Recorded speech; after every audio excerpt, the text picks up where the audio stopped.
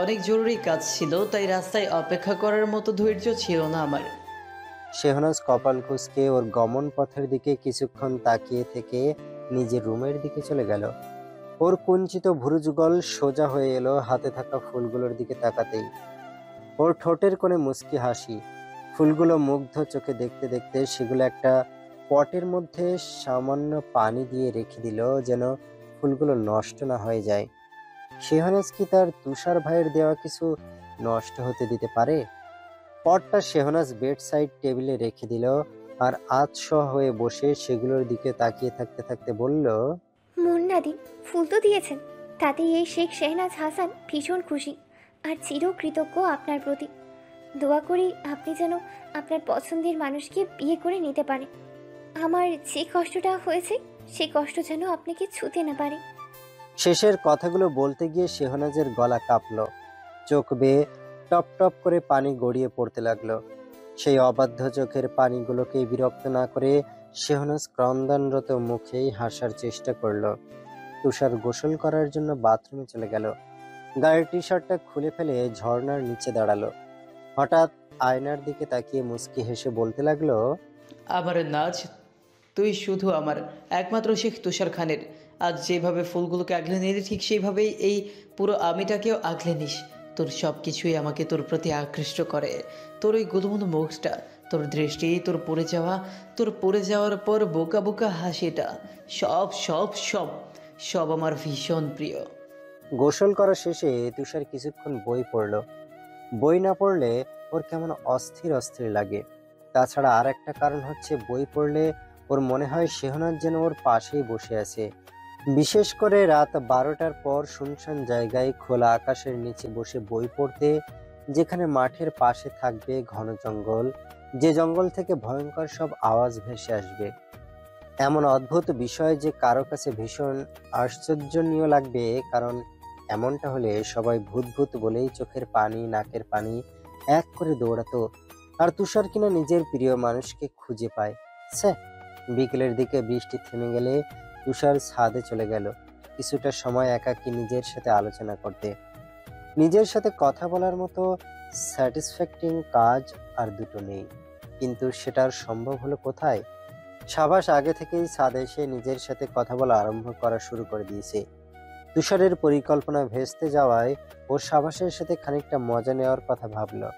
সেই অনুযায়ী ও এমনি হাতটা কানে দিয়ে বলল, হ্যাঁ নীর, কি যেন বলেছিলি তখন? ও হ্যাঁ, সাবাস ভাইয়ের সাথে কথা বলতে চেয়েছিলি, এনে কথা বল।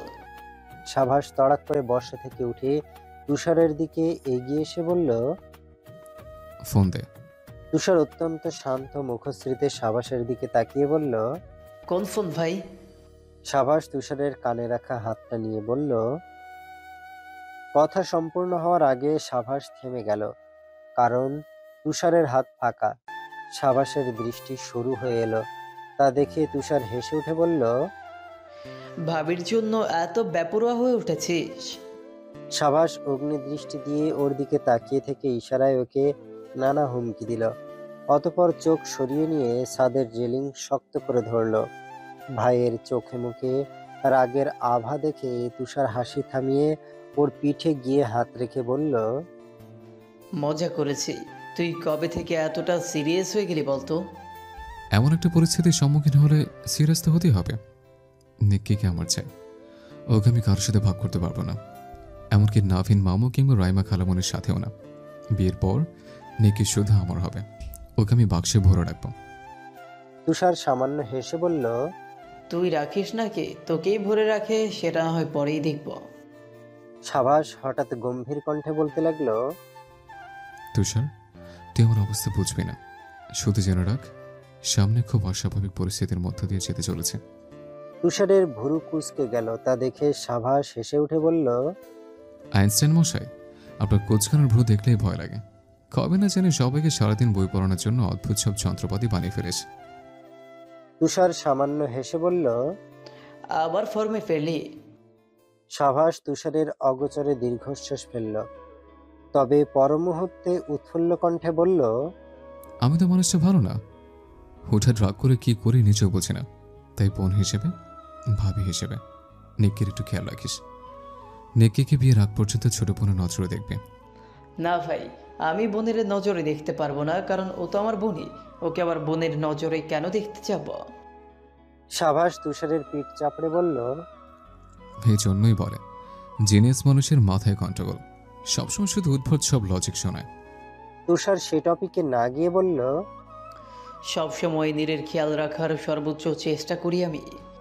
সাভাস আবারও তুষারের পিঠে চাপড় মারল, তবে এটা বাহবা হিসেবে। এবারও তুষার কিছু বলল না, শুধু হাসল। তবে ক্ষণকাল বাদে অত্যন্ত ঠান্ডা গলায় বলে উঠল, এর বিনিময়ে তোর থেকে আমার একটা জিনিস চাই, দিবি? সাভাস তুষারের গলা আলতো করে চেপে ধরে বলল। বল কি চাই। তুষারও সাভাসের গলা পেঁচিয়ে ধরে বলল, সময় হলে চেয়ে নিব, তখন না করতে পারবি না। কে আর চাবি বল, ট্রিট, গিফট, গাড়ি যা চাবি তাই দিব, ছোট ভাই বলে কথা। তুষার নিজেকে ছাড়িয়ে নিয়ে বাঁকা হাসল, তারপর যেতে যেতে বলল, বিয়ের আগে পর্যন্ত নিজের সাথেই প্রেম কর তুই।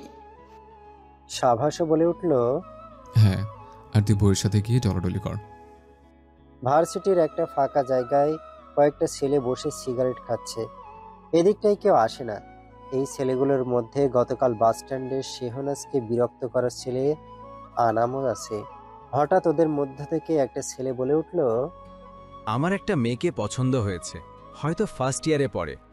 বাকিরা কৌতূহল নিয়ে বলল, নাম কি? কোনটা? ভালো মতো জানি না, তবে সম্ভবত শেনহাজ শেজ্জাদ না কি যেন একটা নাম। আনাম সিগারেট ফুঁকছিল। শেহনাজের নাম শুনতেই ও সেটা দূরে ফেলে দিয়ে বলল, ভুলেও ও মেয়ের পিছনে যাস না, ও হাসান পরিবারের মেয়ে। ওর ভাইরা খুবই ডেঞ্জারাস, তবে দ্বিতীয়টা বেশি ডেঞ্জারাস।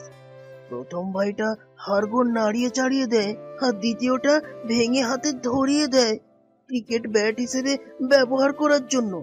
তুই কিভাবে জানিস? কাল আমি একটু বিরক্ত করেছিলাম, ভাগ্যিস একটা ছেলে এসে আমাকে আটকে দিয়েছিল, নয়তো আমার জায়গা বর্তমানে হাসপাতালে হতো বেঁচে। কথাটা শেষ হওয়ার আগেই আনামের উপর কেউ একজন ক্যাঙ্গারুর মতো ঝেঁপে এসে ওর বুকে চড়ে বসলো। এতে করে অ্যানাম গগন বিদারী চিৎকার করে বলতে লাগলো, ওরে আল্লাহ রে, ভূমিকম্প এসেছে রে, আমরা মনে হয় আজকে মরে যাব। তোরা দোয়া পড়তে শুরু কর। আউযুবিল্লাহি মিনাশ শাইতানির রাজিম।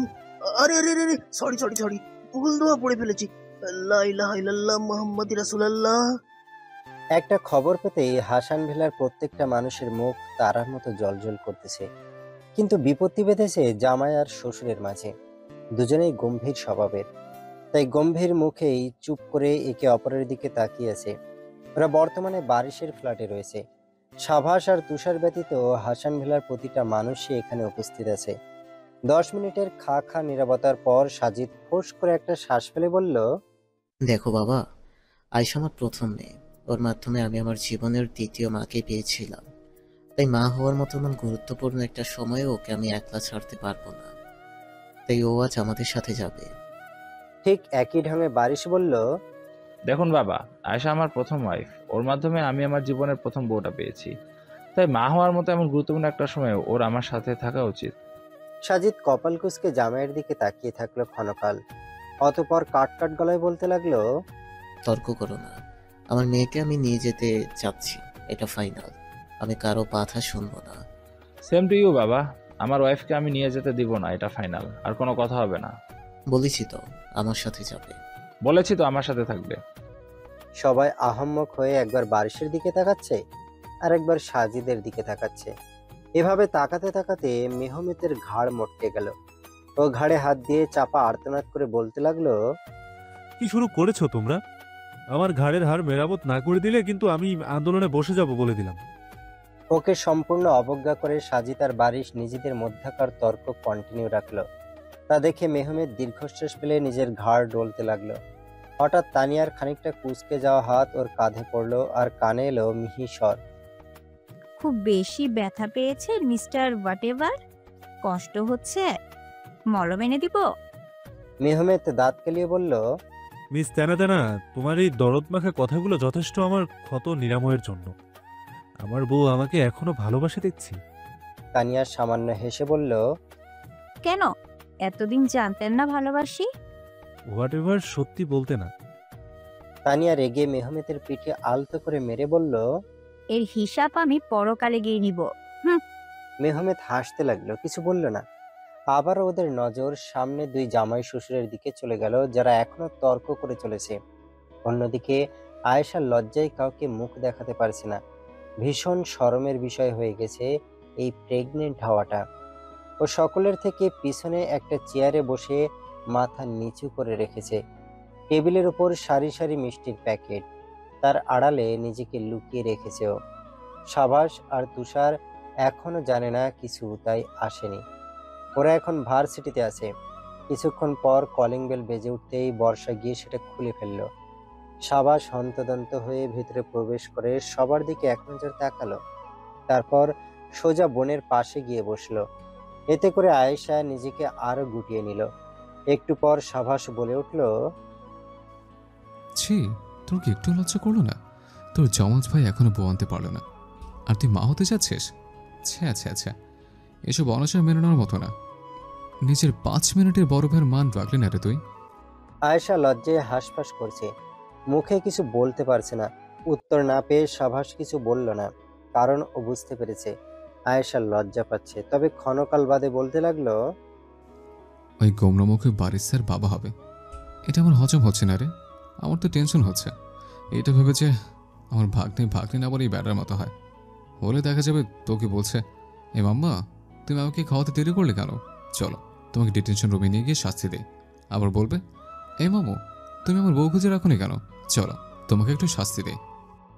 এবার আয়েশা হেসে ফেলল, মুখে হাত চেপে হাসি আটকানোর চেষ্টা করলো। তা দেখে সাবাস বলল, হাসিস না, আমি কিন্তু সত্যি বলেছি, তোর কপালে দুঃখ আছে। বাই দ্য ওয়ে, কি চলছে বলতো? আয়েশা হতাশ শ্বাস ফেলে বলল, আমাকে নিয়ে টানরানি? আমাদের বাড়ির আইনস্টাইনকে ফোন দে তো, ও ছাড়া কেউ সমাধান করে দিতে পারবে না। আনাম দিনের বেলাতেই সন্ধ্যা তারা দেখছে। ও হঠাৎ বলে উঠল, আমি কি মরে গেছি? আমি এখন কোথায়? ওর উপরে ক্যাঙ্গারের মতো করে ঝেপে আসা ছেলেটা আর কেউ না, ওটা হাসান ভিলার সবচেয়ে ভদ্র শান্ত শিষ্ট ছেলে শেখ তুষার খান। এতদিনের যে ছেলেটাকে সবাই চিনে এসেছে, তার সাথে এই তুষারের যেন কোনো মিল নেই। ওই তুষার যতটা নম্র, এই তুষার ঠিক ততটাই হিংস্র। ও আনামের মুখে আরেকটা ঘুষি মেরে বলল, আমার নাচকে বিরক্ত করার সাহস তোকে, আমার নাচকে বিরক্ত করার সাহস তোকে কে দিয়েছে? আজ তোকে মেরেই ফেলবো। বলে ও এলোপাথাড়ি ভাবে ওকে ঘুষি মারতে লাগলো। হঠাৎ ওর ফোন বেজে ওঠায় তুষার থেমে গেল। জোরে জোরে শ্বাস নিয়ে নিজেকে স্বাভাবিক করার চেষ্টা করলো। ফোন রিসিভ করে গলা খাকারি দিয়ে বলল, হ্যাঁ বল ভাই। ওপাশে সাভাস কিছু বলল, তা শুনে তুষার উচ্ছ্বসিত হয়ে বলল, আসছি 10 মিনিটের মধ্যেই আসছি আমি।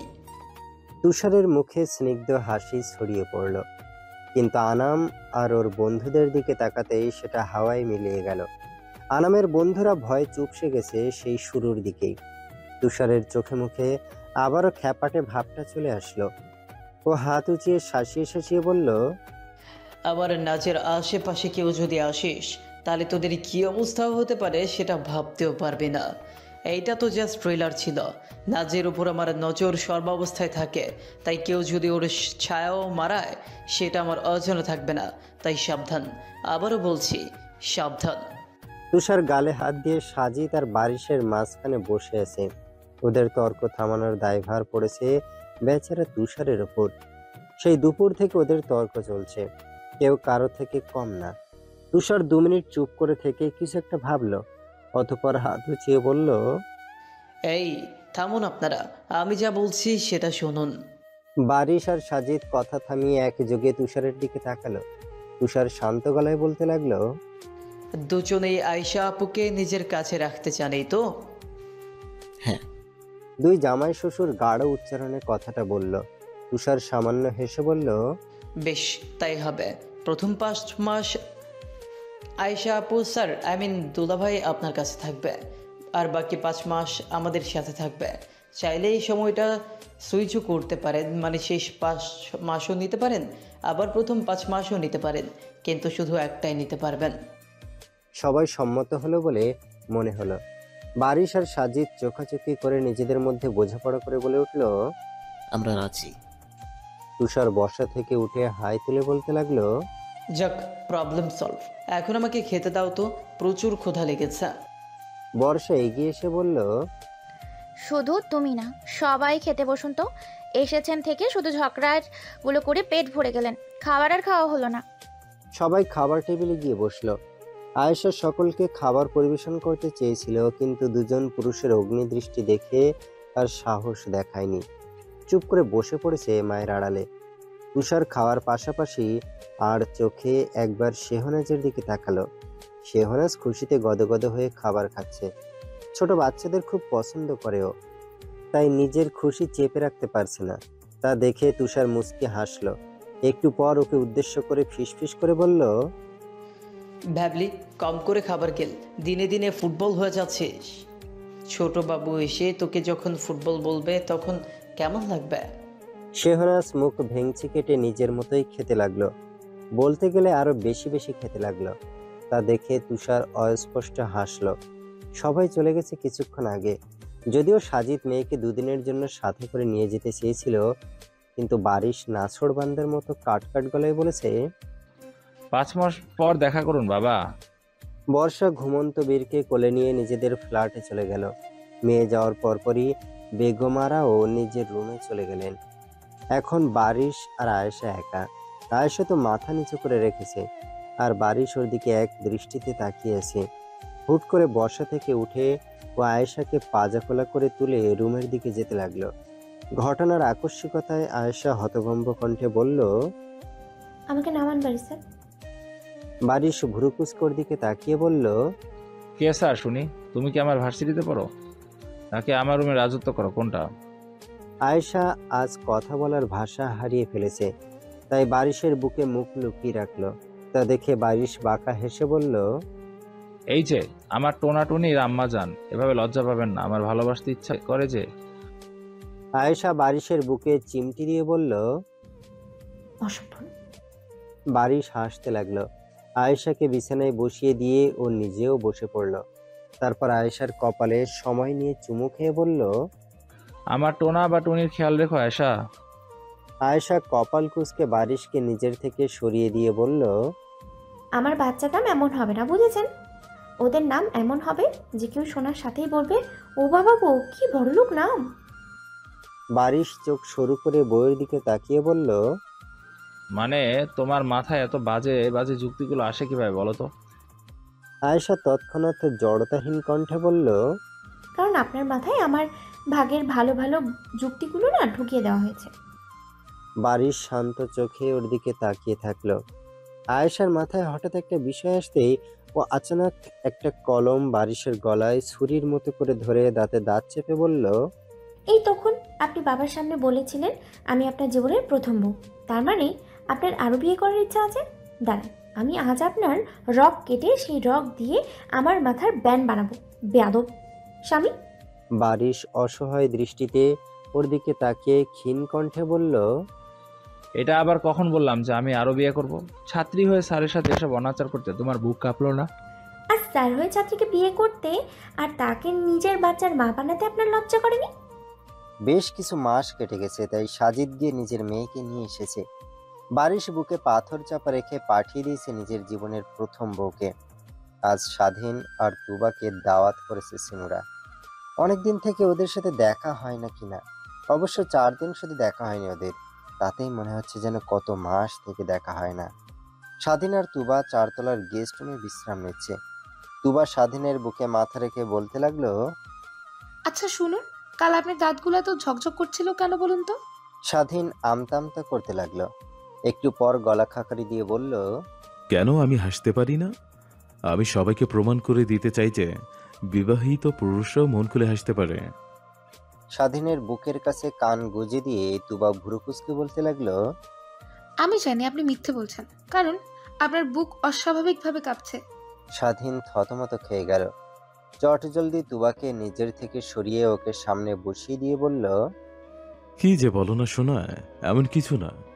তুবা বুকে দুহাত গুজে গম্ভীর মুখে স্বাধীনের দিকে তাকিয়ে কাটকাট গলায় বলল। বলুন ডক্টর সাহেব। স্বাধীন হার মেনে নিল।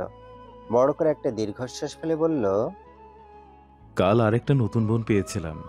তুবা কপাল কুঁচকে দীর্ঘ সময় এক দৃষ্টিতে স্বাধীনের দিকে তাকিয়ে থাকলো। কিছু বলল না, চুপ করে ওকে পাশ ফিরে বিছানায় শুয়ে পড়ল। এতে করে স্বাধীন বিচলিত হয়ে পড়ল। ও পিছন থেকে তুবাকে জড়িয়ে ধরে বলল, শোনা, ও শোনা, রাগ করেছ? ঠিক আছে, আর কোনো মেয়ের সাথে বোন পাতাবো না, প্রমিস। তুবা তবুও চুপ থাকলো। স্বাধীন অনেকক্ষণ থেকে ওর মন ভোলানোর চেষ্টা করলো, কিন্তু কোনো লাভ হলো না। ফলে স্বাধীন ভীষণ দুশ্চিন্তায় পড়ে গেল। এবার ও অসহায় কণ্ঠে বলল, কি হলো তোবা, কথা বলছো না কেন? মাপ চাচ্ছি তো, আর কি করবো বলো?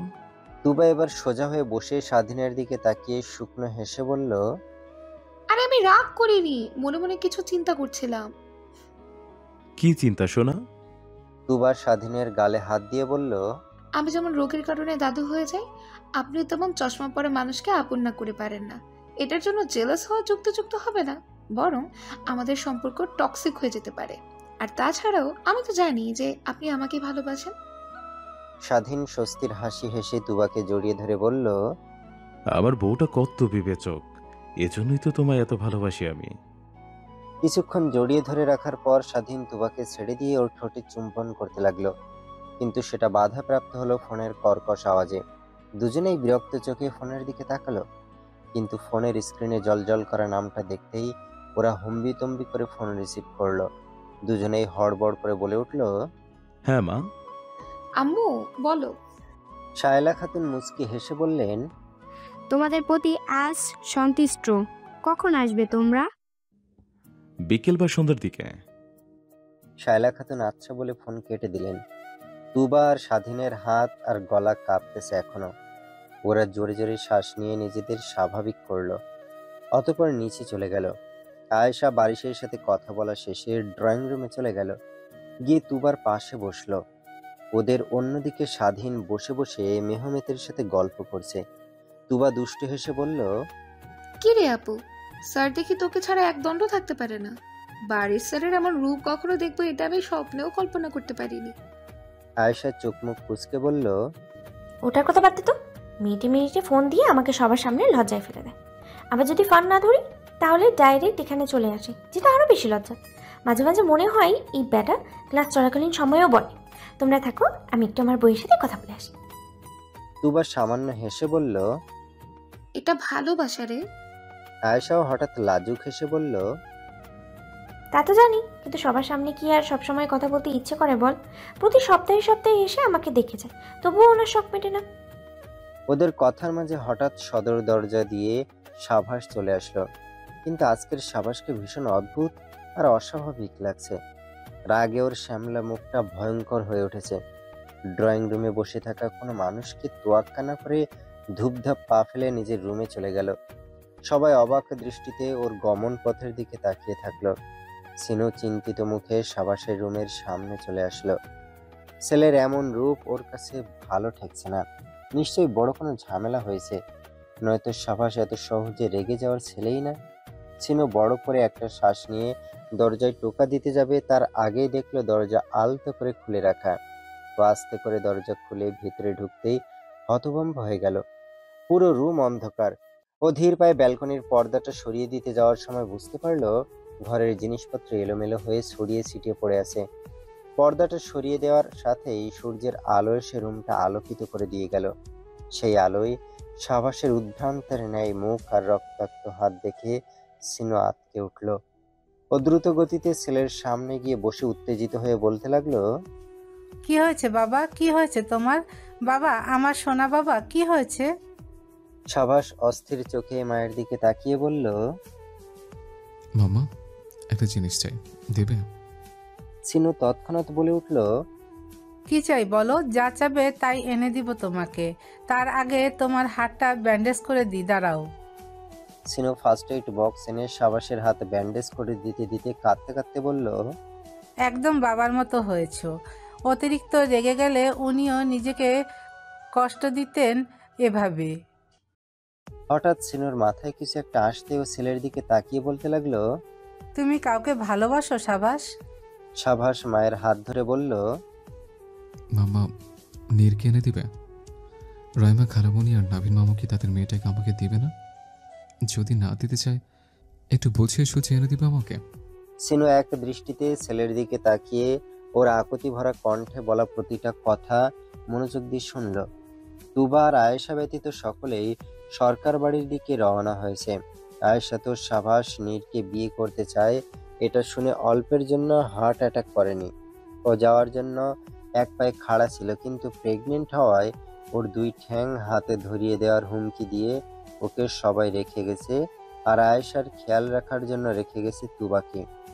রাইমা আর নাভিন সিনুর থেকে প্রস্তাবটা শুনে থম মেরে বসে আছে। কেউ কোনো কথা বলছে না।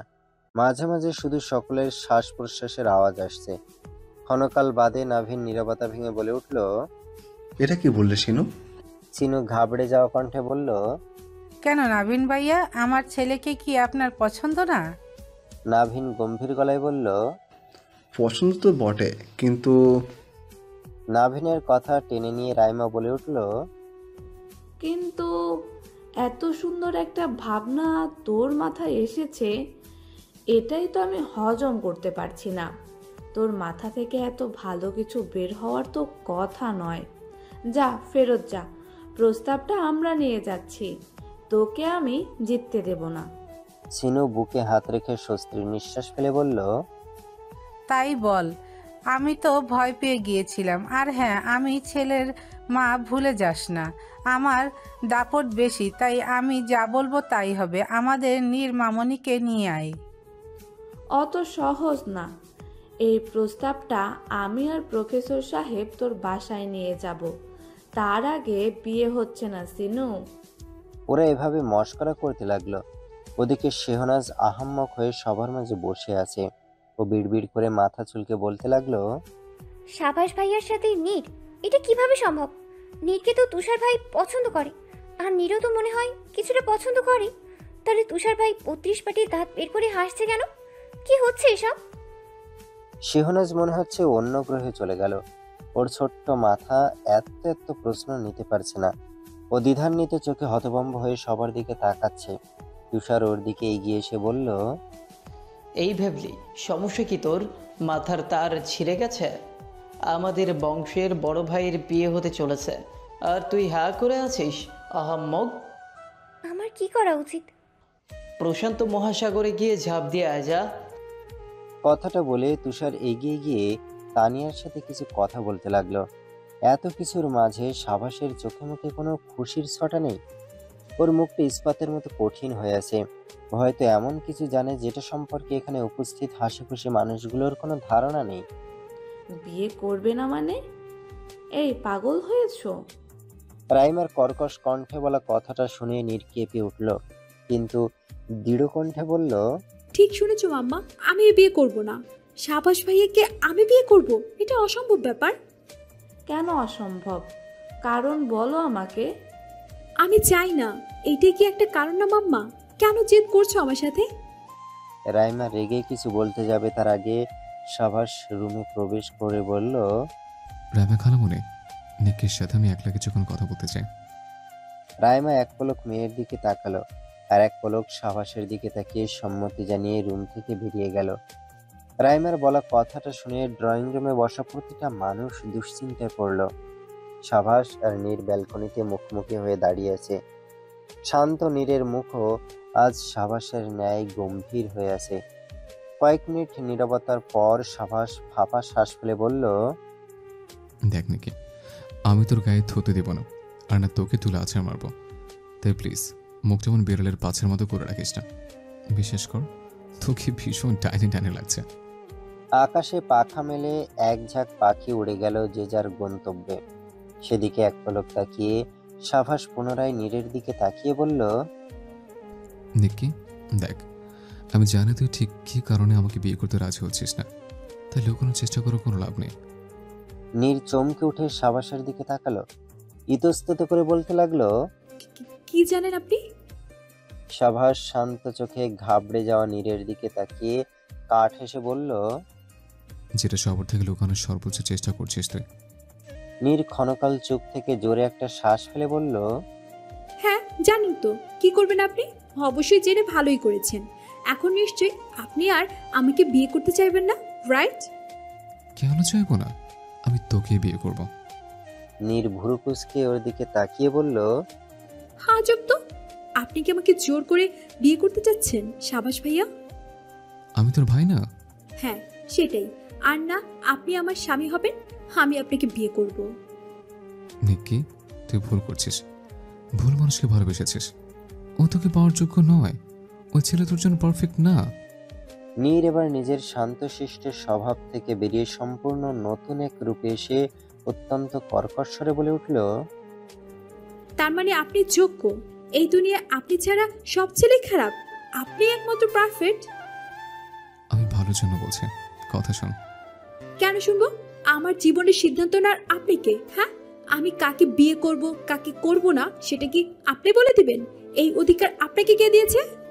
সাবাস অবিচল চোখে নীরের নিরতিশয় ক্রুদ্ধ মুখটার দিকে তাকিয়ে আছে। একটু চুপ থেকে ও আস্তে করে বলল। দেখ নিক্কি, ভুল করছিস। তোর এখনো সবকিছু বোঝার বয়স হয়নি। নীর মাথা চাপা চেপে ধরে নিজের রাগ নিয়ন্ত্রণ করে চিল্লিয়ে বলতে লাগলো। আহ, আপনি আমাকে নিক্কি বলা বন্ধ করবেন? আমার নাম নিকিতা নীর, ওকে? কোনো নিক্কি না। আর আমার ভালো মন্দ বোঝার জন্য বাবা মাম্মা আছে, আপনার নাক গলানোর কোনো দরকার নেই। সাবাস শান্ত, খুব শান্ত। আজ যেন ওদের স্বভাব একে অপরের বিপরীত অবস্থা ধারণ করেছে। সাবাসের দৃষ্টি নীরের দিকেই নিবদ্ধ। ও অত্যন্ত শান্ত স্বরে বলে উঠল। তুই আমার নিক্কি। তোর জীবনের নাক মুখ ঠ্যাং সব গণনার অধিকার আমার আছে। কে হ্যাঁ আপনি? হ্যাঁ কে আপনি? আপনি আমার সিনু খালামনির ছেলে, এতটুকুই, ব্যাস এতটুকুই। এছাড়া আপনার সাথে আমার কোনো সম্পর্ক নেই। কেউ হন না আপনি আমার, কেউ না। সাবাস চোখ বন্ধ করে নিজেকে সামলে নিয়ে বলল। আবার বলছে, ওই ছেলে ভালো না নিক্কি, ভুল করে ফেলছিস তুই। নবীন মামু মানবে না এই সম্পর্ক। কেন মানবে না? এই ছেলে সাজিদ খালুর কফি শপে কাজ করে, তার জন্য? তাহলে শুনুন, আপনার মতো আমার বাবা না। বাবা চরিত্র দেখে মানুষ বিচার করে, কাজ দেখে না। আমি সেটাই বলছি। নিক্কি তুই।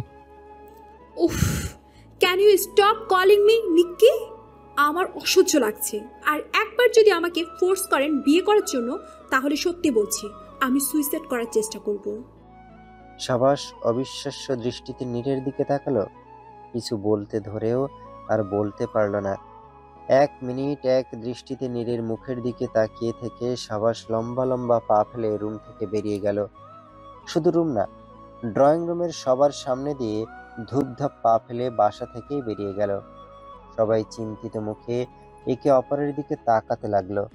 রাইমা কপাল কুঁচকে নিজের মেয়ের রুমের দিকে কিছুক্ষণ তাকিয়ে থাকলো। ওর মনে কি চলছে সেটা বোঝা যাচ্ছে না। সিনো বিচলিত চিত্তে রুমে পায়চারি করছে। সাজিদ চুপ করে বিছানায় বসে আছে। নীরের থেকে না শোনার পর থেকে সিনোর মনটা কেমন অস্থির হয়ে উঠেছে। কেননা সাবাস হাত কেটেছে ওর জন্য। এখন না শোনার পর কি করতে পারে ও? সাজিদ শান্ত গলায় বলল। সিনু পাখি, অস্থির হতে হবে না। আমরা চেষ্টা করে দেখব। যদি তাতেও কাজ না হয় তাহলে ভাগ্যে যা আছে তাই হবে, কিন্তু কোনোরূপ জোর জবরদস্তি করা চলবে না।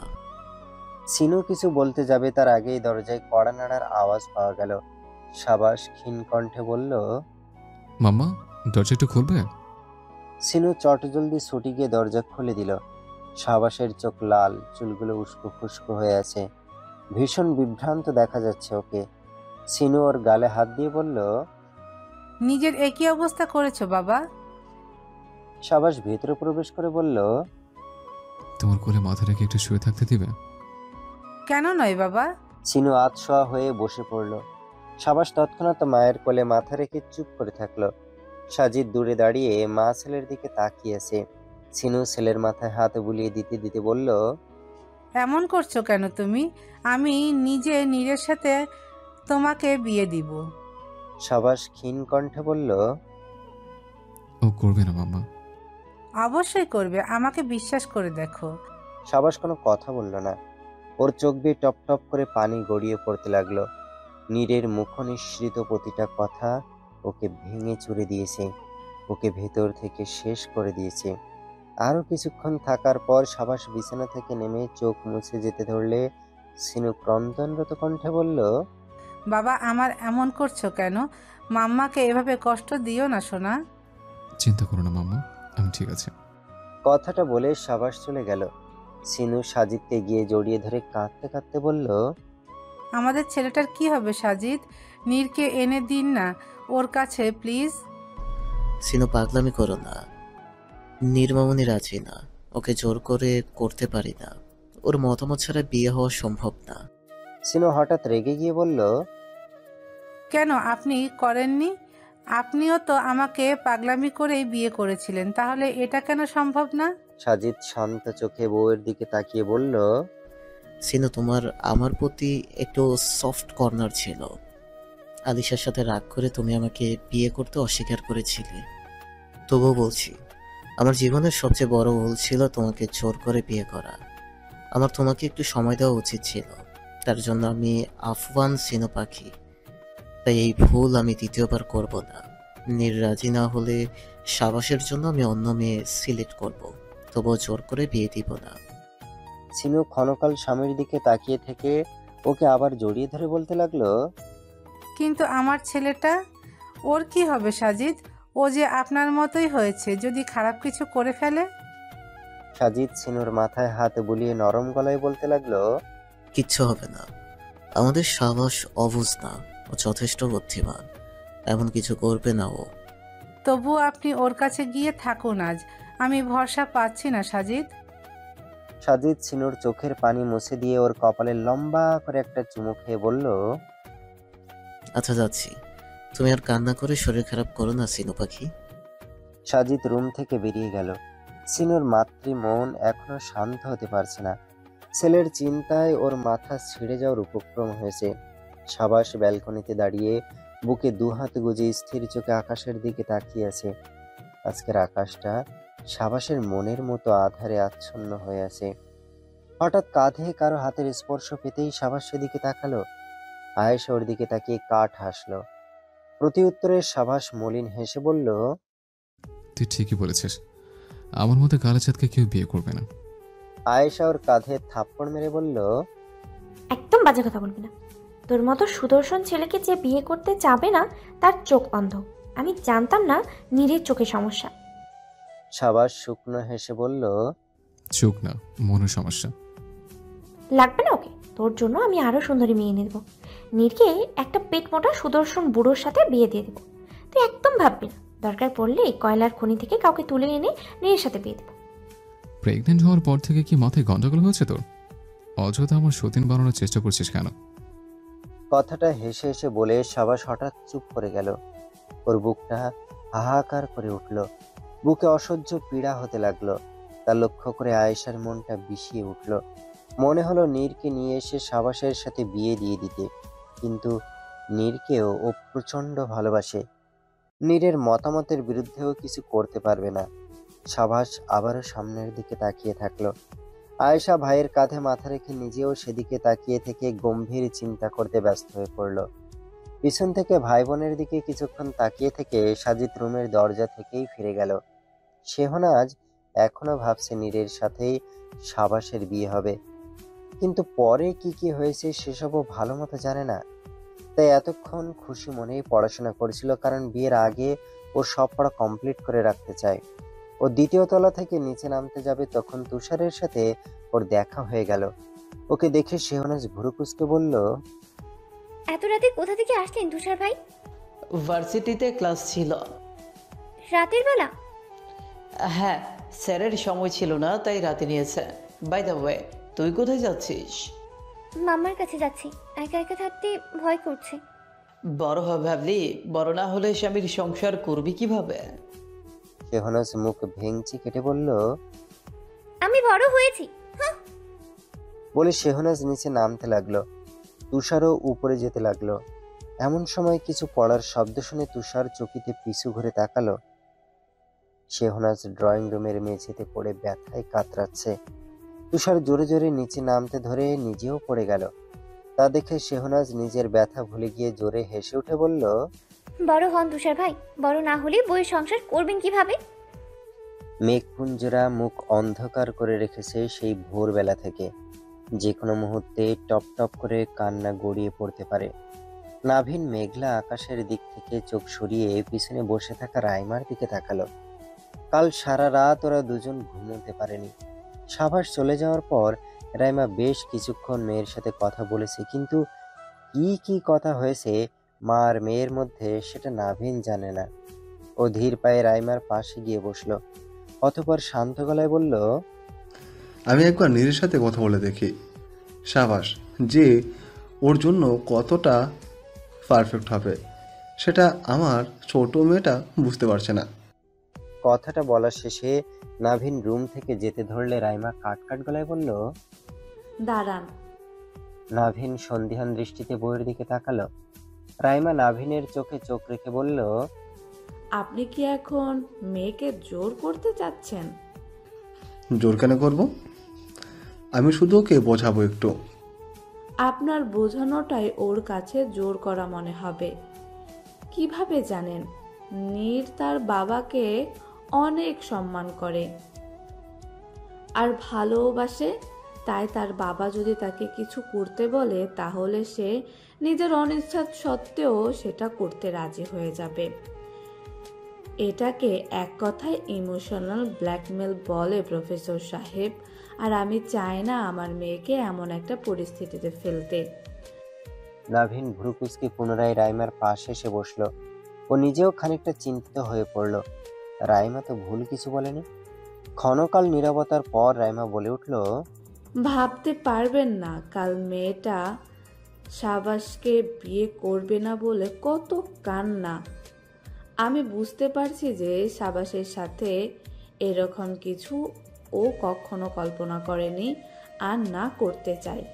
তাই বিষয়টা এখানে শেষ করা ভালো, নয়তো কোনোভাবে ফুলিয়ে যদি বিয়ে দিয়েও দিই তাহলে দেখা যাবে আমাদের আদরের মেয়েটা সারা জীবনের চোখের পানি ফেলছে।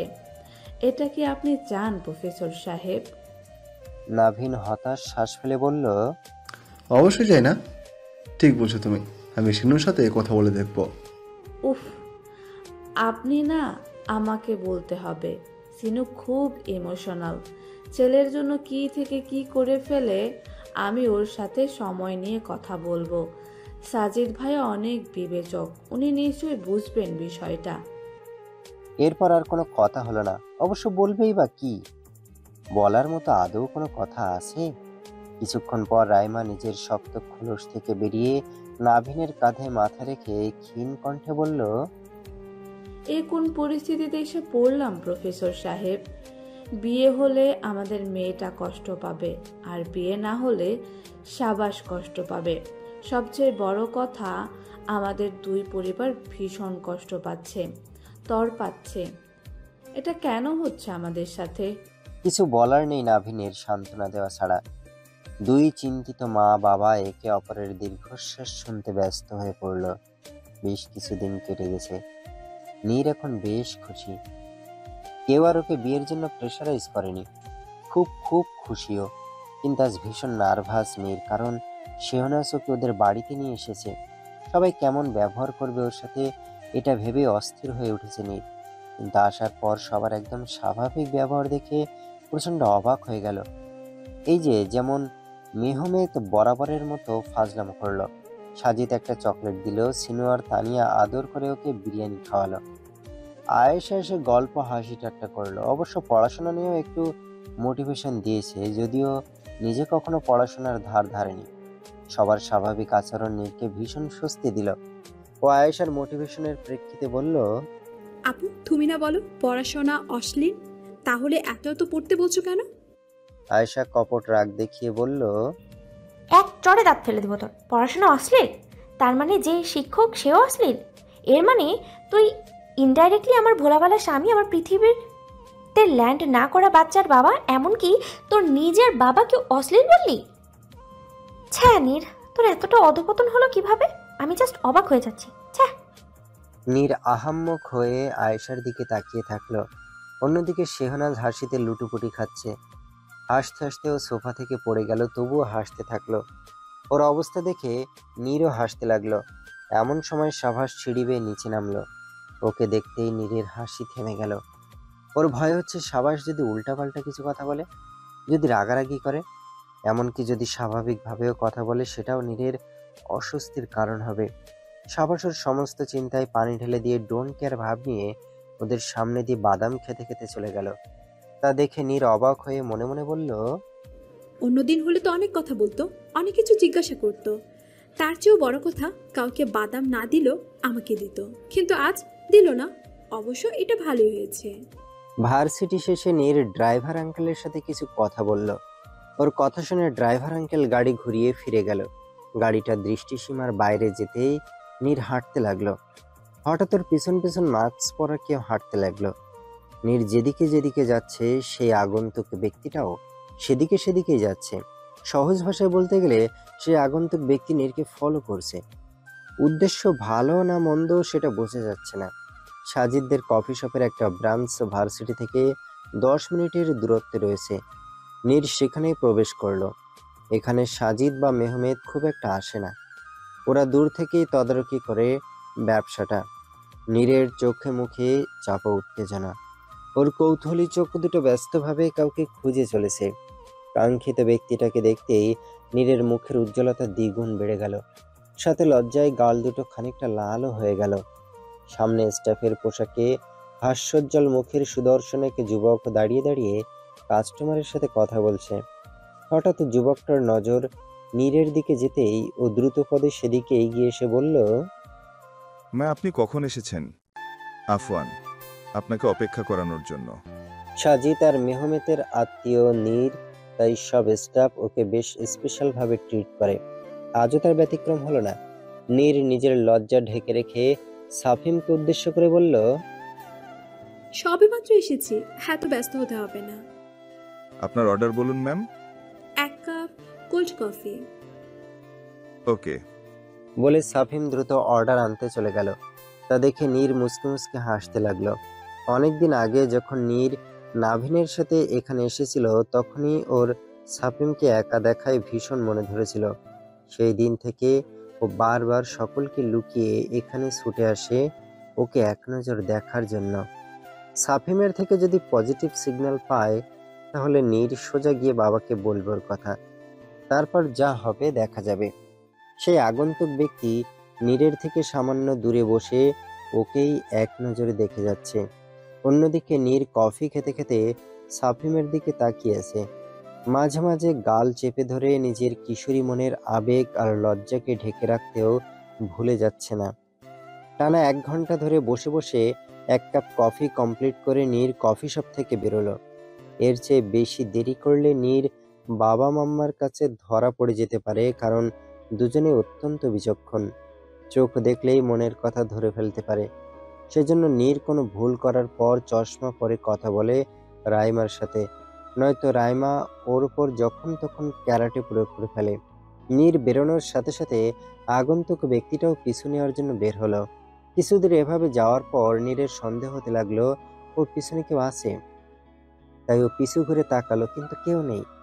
মনের ভুল ভেবে ও আবারও হাঁটতে শুরু করলো। আবারও একই অনুভূতি হলো ওর। এবারও হুট করে পিছনে ঘুরলো, যার দরুন দেখতে পেল কেউ একজন সরে গেল। ভয়ে নীরের গলা শুকিয়ে গেল। আশেপাশে তাকিয়ে দেখলেও পুরো রাস্তা ফাঁকা। তা দেখে ওর কপাল বেয়ে ঘাম ছুটতে লাগলো। কম্পিত পায়েও সামনের দিকে আগাতে লাগলো। ওর বাড়ি আরো বেশ কিছু দূর পরে রয়েছে। নীর রাস্তার সাইডে পড়ে থাকা একটা লাঠি চুপ করে হাতে তুলে নিল, তারপর আগাতে লাগলো। আবারও মনে হলো ওর পিছনে কেউ আসছে। নীর বড় করে একটা শ্বাস নিয়ে লাঠি দিয়ে পিছনের ব্যক্তিটাকে আঘাত করে নিজেকে মোটিভেট করার জন্য জোরে জোরে বলল, জিঙ্গালালা জিঙ্গালালা হু। সাবাস বাইক থামিয়ে কপাল চেপে ধরে বলল, কোন বাল রে? নীর থতমত খেয়ে গেল। সাবাসও চোখ তুলে সামনে নীরকে দেখে কপাল থেকে হাত সরিয়ে মুখটা অস্বাভাবিক গম্ভীর করে ফেলল। অতঃপর বলল, কি সমস্যা? ড্রাইভার আঙ্কেল ছুটিতে ছিল? নীর আমতা আমতা করে বলল, আজ একটু হাঁটতে ইচ্ছে করছিল, কিন্তু বারবার মনে হচ্ছিল পিছনে কেউ আছে, তাই এমন করেছি। সাভাস পর্যবেক্ষণী নজরে আশেপাশে তাকানোর আগেই কেউ একজন নিজেকে আড়াল করে ফেলল। নীরের প্রতি উত্তরে সাভাস কিছু বলল না। আসলে কথা বাড়াতে চাচ্ছে না ও, কিন্তু নীর পুনরায় বলে উঠল, আপনি এখানে কেন এসেছেন? সাভাস কাট কাট গলায় বলল, তোকে কোনো বিষয়ে জোর করতে আসেনি, ভয় পাস না। আর হ্যাঁ, ভুলে যাস না, এখানে আমার রাইমা খালামনের বাড়ি। উনি আমাকে ডেকেছেন, তাই এসেছে। আমার সাথে তোকে কোনো ফর্মালিটি করতে হবে না, কারণ তুই জানিস এবং মানিস যে তোর সাথে আমার কোনো সম্পর্ক নেই। নীরের মন খারাপ হয়ে গেল। সেদিন সাবাসকে বলা কথাগুলো খুব কড়া ছিল, কিন্তু কি করবে? তখন ওর মাথা ঠিক ছিল না। সাফিমের জায়গায় ও অন্য কাউকে সহ্য করতে পারেনি। সাবাস মাথার হেলমেটটা খুলতেই নীর তৎক্ষণাৎ বলে উঠল, আপনি যান, আমি একা চলে যাব। আমি কি একবারে তোকে আমার বাইকে বসানোর কথা বলেছে? তোর পথ তুই হাঁটবে, আমার তাতে কি? নীর থতমত খেয়ে গেল। সাবাস বাইক থেকে নেমে সেটা ঠেলে ঠেলে নিয়ে যেতে লাগলো। তা দেখে নীর ক্ষণকাল চুপ থেকে বিড়বিড় করে বলল, বাইকে নেবেন না, অথচ আমাকে ঠিকই বাড়ি পৌঁছে দিবেন, তাই না? নীর ধীর পায়ে সাবাসের পিছু পিছু হাঁটতে লাগলো। সাবাসের মাথায় লাঠির বাড়ির ব্যথাটা চিনচিন করে উঠতেই সাবাস সেখানে হাত দিয়ে চাপা আর্তনাদ করে বলল, তুই কি পাগল? আপনি কিভাবে জানেন? এই খবর তো আমি ছাড়া কেউ জানে না। সবাই চিন্তিত মুখে বসে আছে। সিনিয়র তো রীতিমতো কান্না চলে আসার উপক্রম। রাত 9টা বাজে, কিন্তু শেহনাজ এখনো বাসায় আসেনি। সাজিদ আর মেহমে তো নেই। ওরা জরুরি কাজে শহরের বাইরে সাবাসকে সাথে করে নিয়ে গিয়েছে। তুষারকে খুঁজতে বের হয়েছে বেশ কিছু সময় আগে। সিনুর অবস্থা দেখে তানিয়া ওর কাঁধে হাত রেখে বলল, চিন্তা করিস না, ও চলে আসবে। কিন্তু তানি, ও তো এত দেরি করে না কখনো, আর দেরি হলেও ফোন করে বলে দেয়। আমার মেয়েটার কিছু হবে না তো? উনিও নেই। কিসব বাজে কথা বলছিস? পজিটিভ চিন্তা ভাবনা কর। তুষার গেছে তো সিনু, নিশ্চয়ই খুঁজে বের করে আনবে। হয়তো ওর কোনো বান্ধবীর সাথে কাজ করছিল। সিনু শান্ত হতে পারছে না। কোনো সান্ত্বনাই ওর কাছে ফলপ্রসূ মনে হচ্ছে না। শেহনাজ ওর শেষ সন্তান, আর তাছাড়া ছোট থেকে শেহনাজ অসুস্থতার মধ্যেই বেড়ে উঠেছে, তাই ওর প্রতি একটু বেশি যত্নশীল। কিন্তু ওকেই আজ খুঁজে পাওয়া যাচ্ছে না। আরো কিছুক্ষণ পর শেহনাজ চলে আসলো দাঁত কেলিয়ে। ওর পাশাপাশি তুষার শান্ত মুখভঙ্গিতে ভেতরে প্রবেশ করলো। মেয়েকে দেখার পরও সিনু চুপ করে সোফাতেই বসে থাকলো। আয়েশা আর তানিয়া ওর কাছে গিয়ে বলল, কোথায় ছিলি? শেহনাজ মাথা চুলকে বলল, বান্ধবীর বাড়িতে একটু গিয়েছিলাম, কিছু জরুরি নোটস কালেক্ট করার জন্য। তো ফোন করে বলতে পারিসনি? আমার ফোনে চার্জ শেষ হয়ে গিয়েছিল। তোর ফোনে চার্জ ছিল না মানলাম, কিন্তু তোর বান্ধবীর ফোনেও কি চার্জ ছিল না? ওর ফোন দিয়ে ফোন করে আমাদের জানানো যেত না? শেহনাজ লজ্জিত ভঙ্গিতে হেসে বলল, মনে ছিল না, এতটা ভেবে দেখিনি। ওদের কথোপকথন শুনে সিনুর আচমকা প্রচন্ড রাগ চেপে গেল। তড়াক করে বসা থেকে উঠে ও সকলকে অবাক করে দিয়ে হিজাবের উপর দিয়ে শেহনাজের চুলের মুঠি ধরে দাঁতে দাঁত চেপে বলল, বেয়াদব মেয়ে, মনে ছিল না তাই না? তোমার বোকামি আমাদের কেন এভাবে ভোগালে? আর রাতের বেলায় বা কেন যেতে হলো তোমাকে? শেহনাজ ব্যথা পেয়ে চাপা আর্তনাদ করে বলল, মাম্মা নোটসগুলোর দরকারি ছিল অনেক। আমি ভাবিনি এত দেরি হয়ে যাবে। বিকেলের দিকেই গিয়েছিলাম, কিন্তু আন্টি নাস্তা করিয়েই তবে বিদায় দিয়েছে আমাকে। তো আমি কি করব? তোমার মন কেন এত ভুলো সেটাই আজ আমি দেখব। তোমাকে শিক্ষা না দেওয়া পর্যন্ত আমি শান্ত হব না। সবসময় তোমার সমস্ত ভুল নির্দ্বিধায় মেনে নিয়েছি আমি, আজকে সীমা পার করে ফেলেছো। কথাটা বলে সিনু ওর চুলের মুঠি আরো শক্ত করে চেপে ধরে সামনের দিকে যেতে লাগলো। ওদিকে শেহনাজ ব্যথা পেয়ে কান্না করতে করতে বলল, মাম্মা ভুল হয়ে গেছে, আর কখনো হবে না। ছাড়ো মাম্মা, ব্যথা পাচ্ছি। সিনুর হেলদোল নেই। তানিয়া আর আয়েশা অনেক চেষ্টা করেও আটকাতে পারছে না। তুষারের বুক পড়ে যাচ্ছে শেহনাজের চোখের পানি দেখে। ও সিনুর সামনে গিয়ে দুহাত মেলে ব্যস্ত হয়ে বলতে লাগলো, বড় মা মানছি না যে ভুল ছিল, ওকে বকা দেওয়াই উচিত, কিন্তু এইভাবে না প্লিজ। আমি ওকে বোঝাবো, ও আর এমন বোকামো করবে না, ছেড়ে দাও ওকে। সিনু চোখ বন্ধ করে নিজের রাগ গিলে বলল, সামনে থেকে সরো তুষার, তুমি আমার অনেক পছন্দের, কিন্তু আজ আমি কারো কথা শুনবো না। এই মেয়ের একটা শিক্ষা পাওয়া খুবই জরুরি।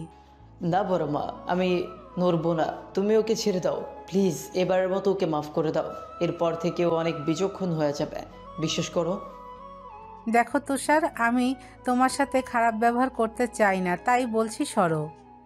তুষার তবুও না সরায় সিনু নিজের পথ পরিবর্তন করে নিচতলায় ওদের রুমের দিকে যেতে লাগলো। তুষার আবারও আটকালো, কিন্তু কাজ হলো না। শেহনাজ ক্রন্দনরত চোখে তুষারের দিকে তাকালো। তুষার ব্যর্থ সৈনিকের মতো অসহায়ভাবে ওর দিকে তাকিয়ে থাকলো। আয়েশা বোনের অবস্থা সহ্য করতে না পেরে পেটে হাত চেপে নিচে বসে পড়ল। এখন আর বেশি ধকল নিতে পারে না ও, অল্পতেই ক্লান্ত হয়ে যায়। এমন অস্থিতিশীল একটা পরিস্থিতিতে কি করা উচিত সেটা কেউই বুঝতে পারছে না। সিনু সহজে রাগে না, কিন্তু রাগলে আর থামানো যায় না একজন ব্যতীত।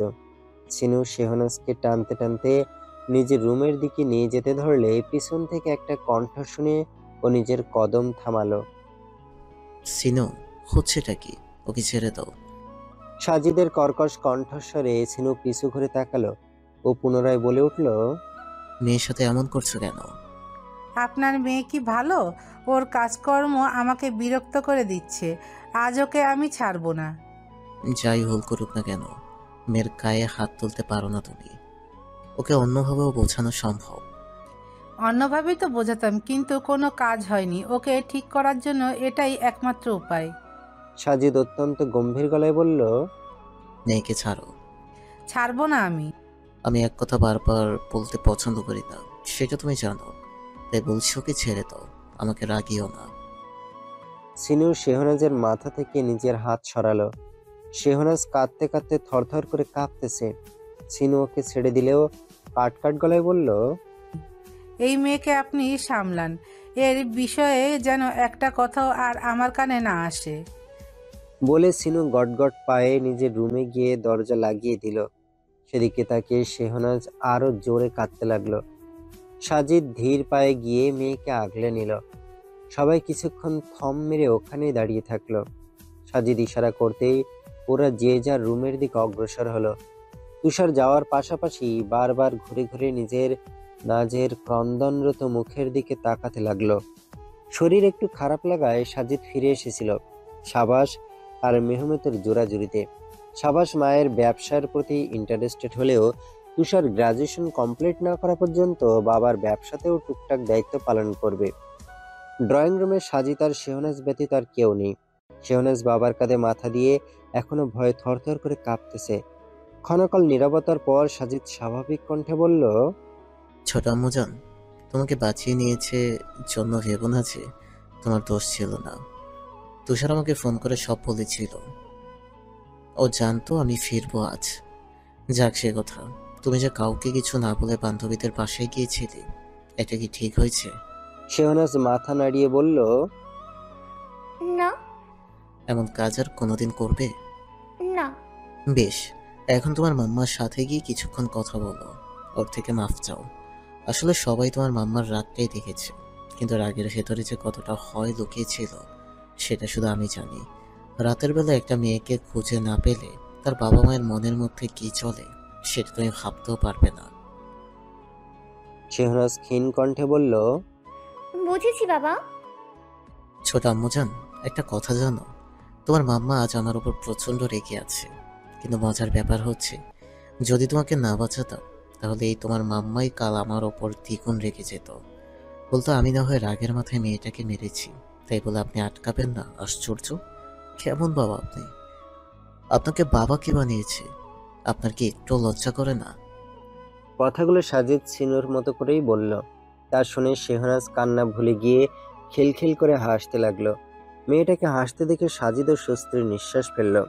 সাজিদ তাগদা দিতেই শেহনাজ মেপে মেপে পা ফেলে সিনুর দরজার সামনে গিয়ে মৃদু কড়াঘাত করে বলল, মাম্মা, ও মাম্মা, মাম্মা গো, এই মাম্মা, ওই মাম্মা, শুনছো মাম্মা? ও মাম্মা গো, শুনছো? নিজের 3 নাম্বার পোটলার মাম্মা, শুনছো? এই ডিপটরের বউ, শুনছো? সিনু খট করে দরজা খুলে দিয়ে চোখ পাকিয়ে মেয়ের দিকে তাকিয়ে কাটকাট গলায় বলল, ভেড়ার মতো ভ্যা ভ্যা করছো কেন? বাপের থেকে শিখে আসলে? শেহনাজ 32 পাটি দাঁত বের করে হেসে বলল, যা দুষ্টু, একদম আমার মতোই হয়েছে মাম্মা। সিনু কপাল কুঁচকে বিছানায় গিয়ে বসে বুকে 2 হাত গুজে বলল, ভুল, কারণ আমি তোমার মতো না, বরং তুমি আমার মতো হয়েছো।